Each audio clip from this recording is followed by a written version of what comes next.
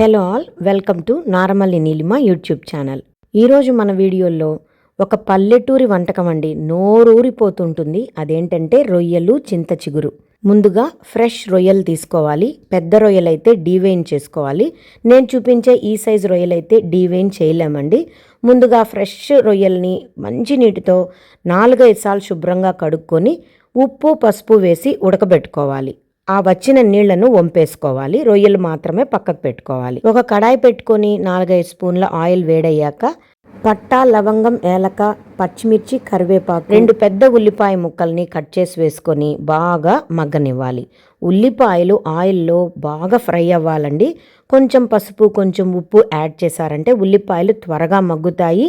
Colour కూడా పసుపుగా ఉండి ఉల్లిపాయలు చూడటానికి బాగుంటుంది. ఓపిక్గా లో ఫ్లేమ్ కానీ మీడియం ఫ్లేమ్ కానీ పెట్టుకొని ఉల్లిపాయల్ని బాగా మగ్గనివ్వాలి. ఇలా మగ్గితేనే ఈ కూరలో టేస్ట్ అన్నమాట. పచ్చి పచ్చిగా తగులుతూ ఉంటే ఉల్లిపాయలు కూర అస్సలు బాగుండదు. ఉల్లిపాయలు బాగా మగ్గాక లేత చింత చిగురిని బాగా 4-5 సార్లు వాటర్లో వాష్ చేసుకొని ఆకుల్ని మాత్రమే పిండి ఆయిల్లో బాగా ఫ్రై చేసుకోవాలి. ఇవి కూడా మాడకుండా లో ఫ్లేమ్లోనే పెట్టుకొని చక్కగా అన్నిటినీ ఫ్రై చేసుకోవాలి.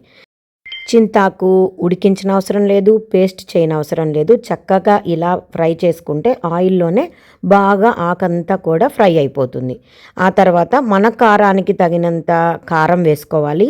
ఈ కూరలో మంచిగా కారం ఉంటేనే బాగుంటుంది. అందుకే 2 స్పూన్ల కారం, 2 స్పూన్ల ధనియాల పౌడరు యాడ్ చేసుకున్నాక ముందుగానే ఉడికించుకున్న రొయ్యల్ని ఇందులో కలుపుకోవాలి.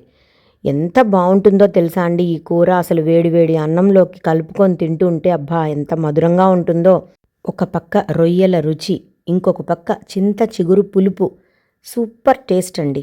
చూస్తున్నారు కదా, ఇలా రొయ్యలు చింత చిగురులో బాగా కలిసిపోయాక ఓ గ్లాసు నీళ్లు అందులో కలుపుకోవాలి. రొయ్యలు మునిగే వరకు నీళ్లను కలుపుకుంటే కాస్త ఆ స్పైసెస్ అంతా కూడా ఆ కూరకు బాగా పడుతుందన్నమాట.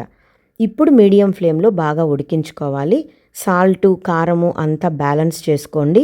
మీకు ఇష్టమైతే కొంచెం బ్లాక్ పెప్పర్ పౌడర్ అంటే నల్ల మిరియాల పౌడరు, కొంచెం గరం మసాలా కూడా యాడ్ చేసుకొని చిక్కగా ఇగురు కూరలాగా వచ్చాక స్టవ్ ఆఫ్ చేసుకోవచ్చు. ఇది వేడి అన్నంలోకి చాలా బాగుంటుంది.